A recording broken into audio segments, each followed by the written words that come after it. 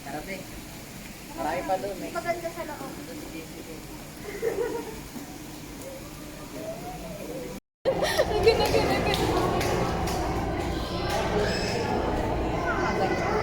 Pag kinaganda mo na lang.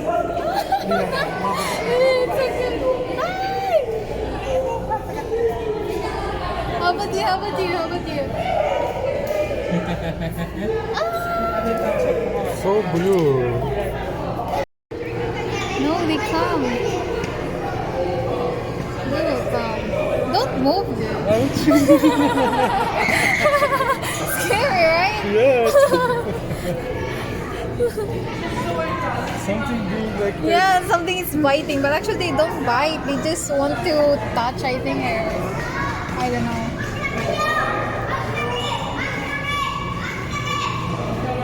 Ouch. Ay! It tickles me! Ah, Jesus Christ. They bite you? Yeah, they tried to bite, but oy, what happened? Go inside. Okay, now how to turn it off? Inhabited open woodland and forests along the east coast of Australia. They are very outdoors and can make almost any sound. They typically feed on seeds, nuts, fruits such as durian, papaya, and rambutan. And they also love corn. Now guys, do you think Dazzle has the ability to find the hidden object? You get yes and say you can do it, Dazzle. Go, Dazzle.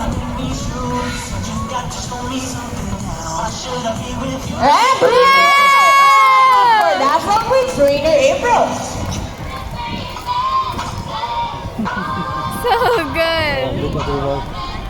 Whoa. Now for next featured birds are just like any married couple. Monogamous, meaning they will be partners for a lifetime. Treat romantic, huh?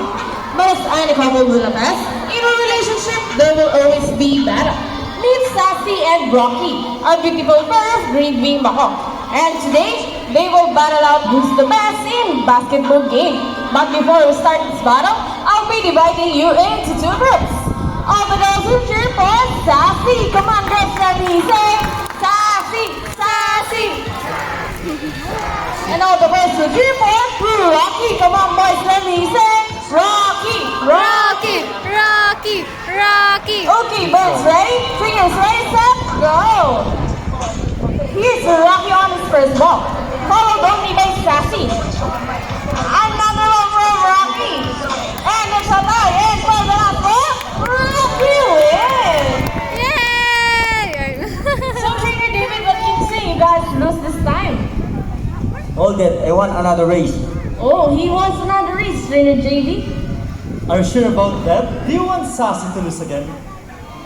This time I guarantee you that Sassy will win. So what race do you have in mind? How about the ring race? So, what's a ring race? The first bird who can drop 3 rings to the pole, the pass is the winner. That is the ring race. So, our ring race it shall be. Remember, that boys already have 1 point. So, girls, let's roll out the first Sassy to win this time. We'll be doing this again.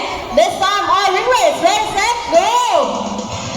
Here's Rocky on his first ring. Another one from Rocky. Oh, wait, what's happening? So, from the 3 rings at the same time. Oh, You saw it? Yeah, that's true. what can you say about that Trainer JD? 3 rings at the same time. Hey, you guys cheated!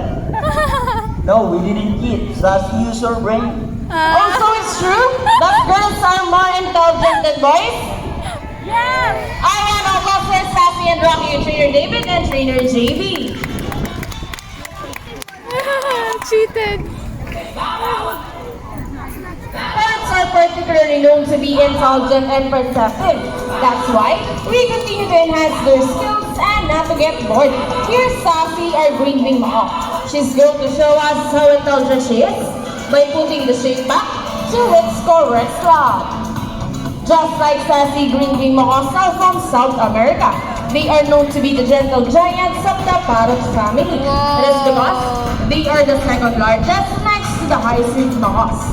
They can grow up to 92 centimeter in length and can live up to 8 years old. Scientific name is Arachloroptera. They usually feed on seeds, nuts, salts, and minerals along the river banks. Go, Sassy!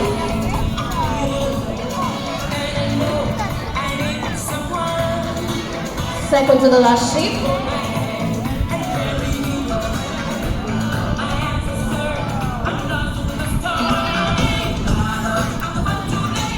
And for the last shape, go, Sassy!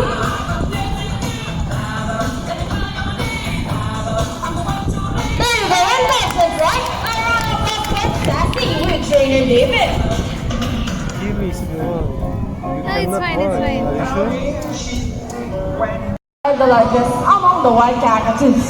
Go, buddy!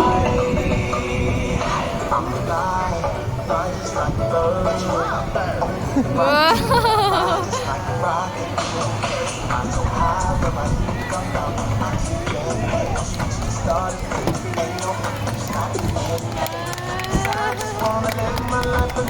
There you go, that's where has officially started. I am applause for buddy with trainer Shaw. Wow. Hello everybody and welcome to Manila Ocean Park All-Star Bird Show with me, trainer Mikey. Rock ready? Okay, go Rocky. So the equation for us. The equation is 7 plus 10. So Rocky, to the math. And Rock gets the first number, correct. Off to the second number, well, Rocky loves numbers. From the recipe book when you know how much money you owe. That's not what money is, how much gold. Ay, no.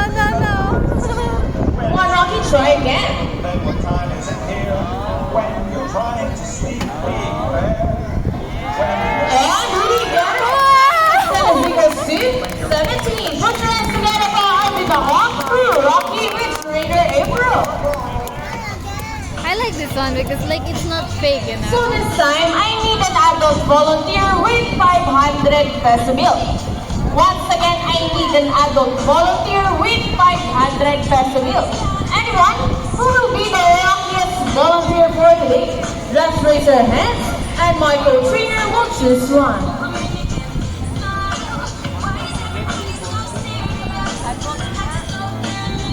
Come on guys, don't be shy, just raise your hands up.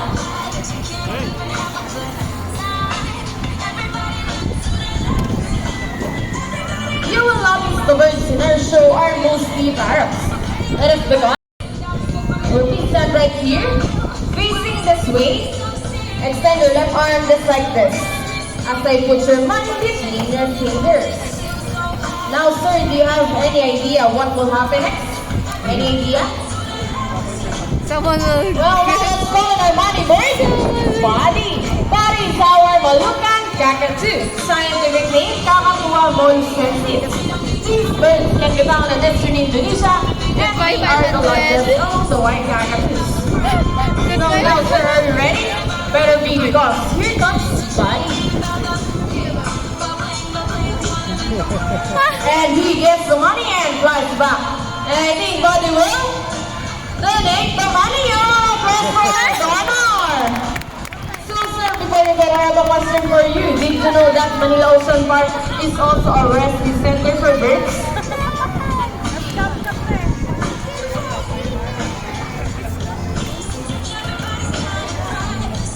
Yes, well now you know where your money will go a long way. We are very, very grateful. Thank you so much. You may proceed and enjoy the rest of the show. Anyone else? 1,000 naman?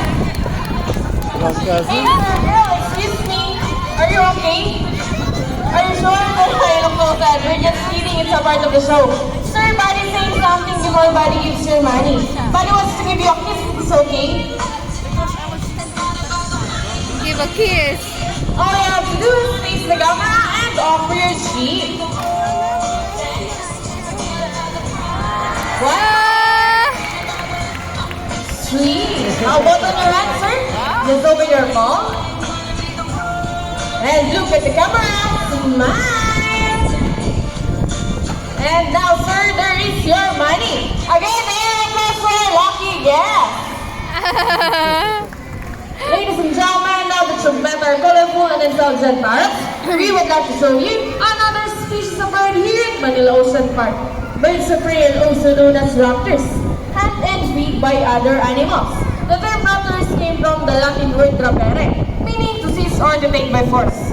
These birds are characterized by their keen vision that allows them to detect prey during flight. So here's an example of their amazing flying ability. Meet our Brahmini guys who can speed. Brahmini guys are typically known as Haliasaurus, one of the 446 species of birds of prey around the world. These birds can be found in India, Indonesia, Bangladesh, Pakistan, along China, including here the Philippines and Luzon, Shadow. They are locally known as lawi or panog in Visayas region. And as you can see, we have a roaming pigeon as well. Roaming pigeon has an innate roaming ability, though their return to its nest and mate. How about a hand class for our Brahmini guys and our roaming pigeons? We believe there is hope. We only not try to take care of friends in the sea, but for also who are landed there as well. Now, who knows the 3 R's? It reduces trees and recycle. Very good. So here's our lovely bird once again. They're going to show us the proper waste disposal. See? If our lovely birds can do it, we believe that so can everybody. Ladies and gentlemen, we all hope you enjoyed the show. Are the birds spectacular?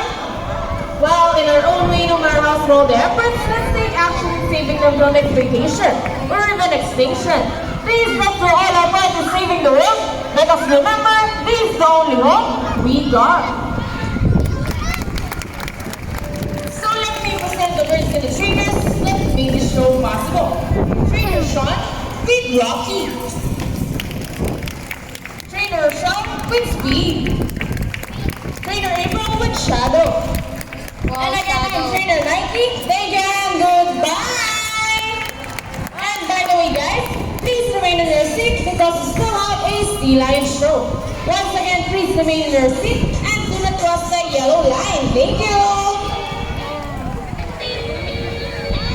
Give it up for our sea lion friends.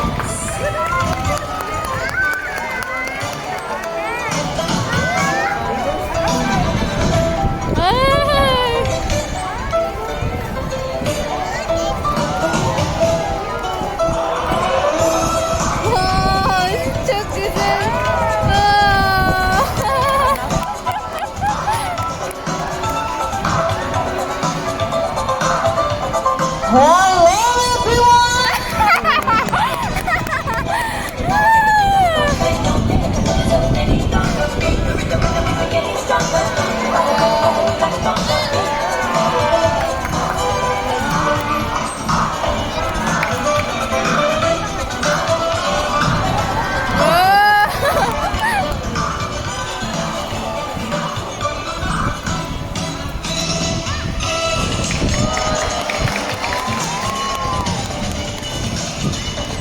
Wow, what a beautiful entrance!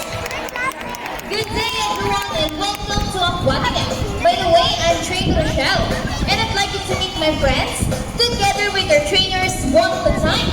On your left side is the only male South American sea lion that we have. And he is the handsome one.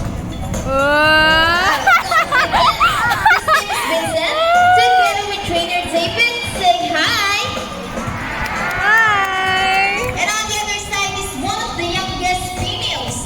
Sea lion that we have here, and let's make her the smartest. Don't be shy, girl.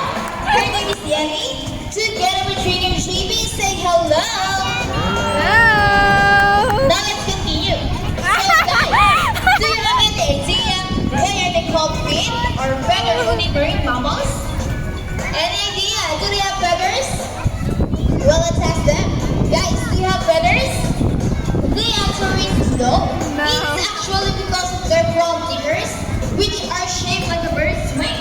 See those? The term pinnipeds may also be translated as swing-footed, since their flippers will look somewhat like whales. In fact, they appear to be flying underwater from place to place, right guys?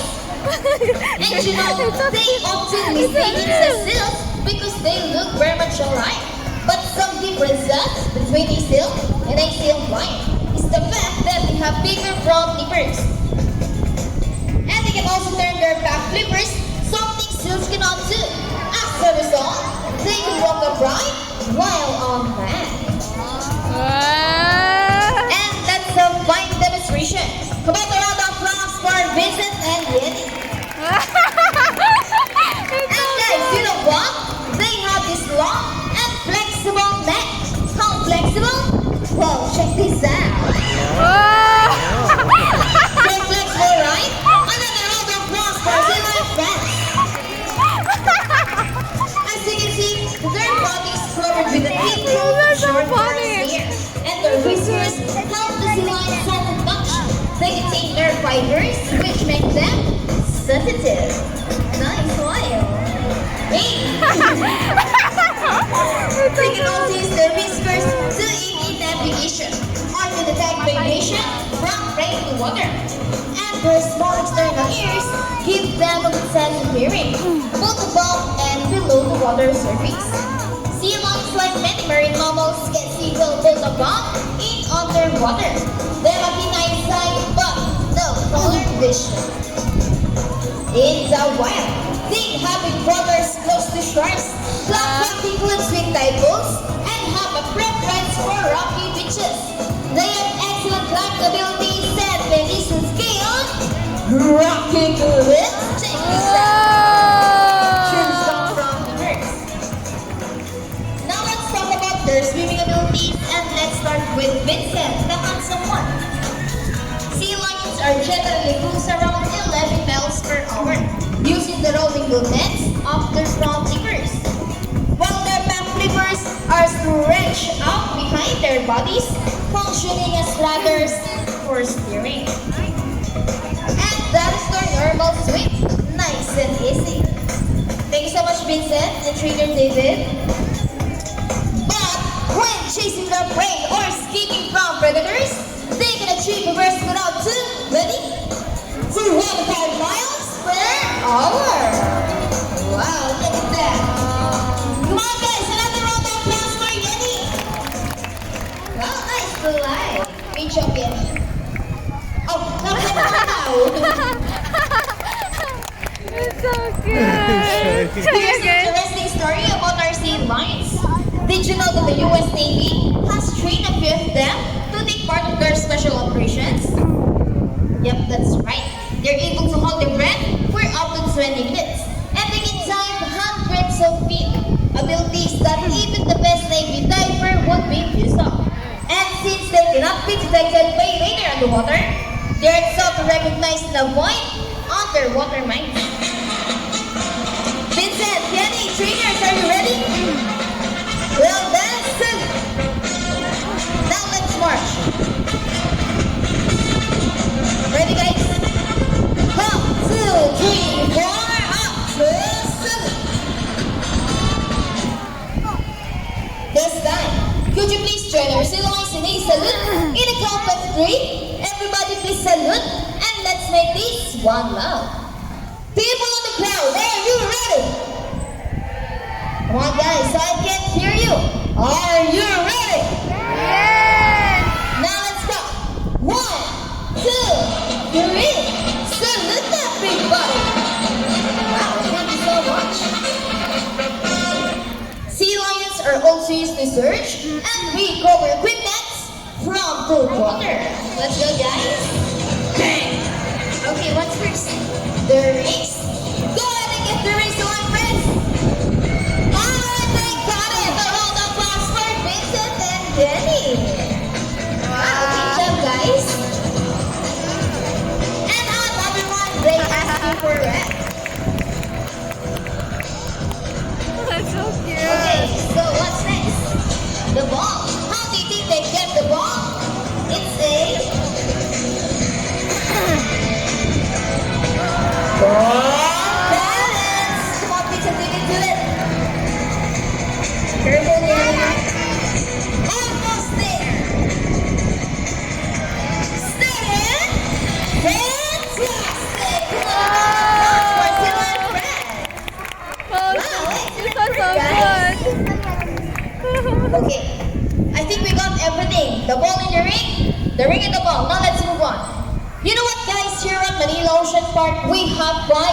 American Sea Lions could stay. Oh, trainer JB, and is stopping you. What does she want? Fish, okay, give her some. Can I continue now? Okay. As I was saying, here at Manila Ocean Park, we have 5 South American. She's stopping you again. Maybe she wants to say something. Meron. Come on, Yenny. Bumula. What did you say? She said we are not yet done, and why? Oh, there's one more missing object. Are you sure about that, Yenny? Okay. Princess Vincent. It's so Boy, cute. is there one more? Wala. Me. Okay, let's ask the audience to be fair. Hey guys, there's one more missing object. Are you sure? Oh no, you made Vincent so sad. Lagot kayo. Yenny, head that out. That's bad. If there's one more missing object, could you please tell Vincent what that is? It's a... gun. Are they right, Yenny? Well, I think it's a mission for us to search that missing toy gun. Let's go. Vámonos. It's a mission impossible.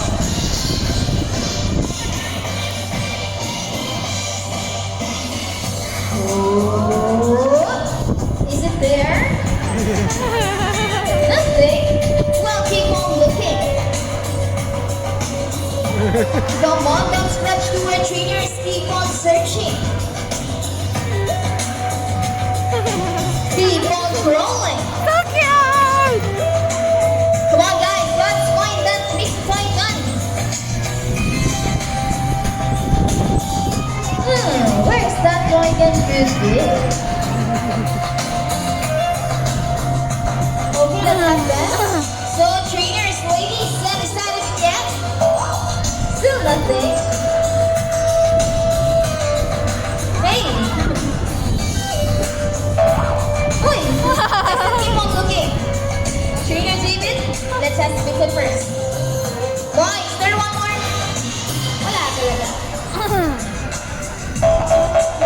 Come on, Yanni, tell us! What did you say? She found that, prove it to us! Vincent, did you get to find the gun? Ayun nga nga, wala daw. Wala. And there she is, she found it! Another prize for Yenny! Mission accomplished! Guys, may malungkot! And another one for Vincent as well to cheer him up. Come on, guys. It's okay. This time, would you love to say that number from our Silent friends? Come on, guys, where's the energy? Would you love to see them dance? Yes! From music maestro.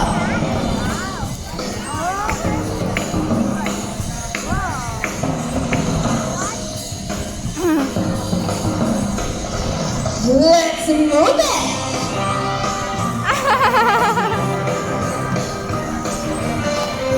Let's dance everybody, come on! Alright, show them the side by side.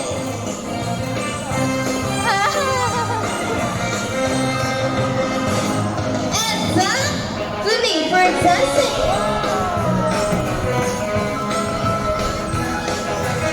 Into the water ballet. So instead of turning.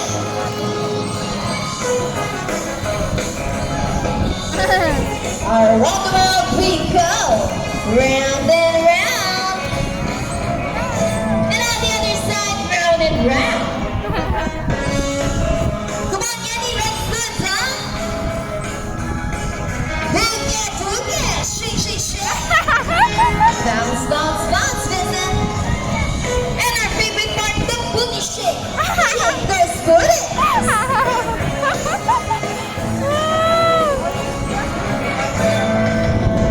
Keep on rolling.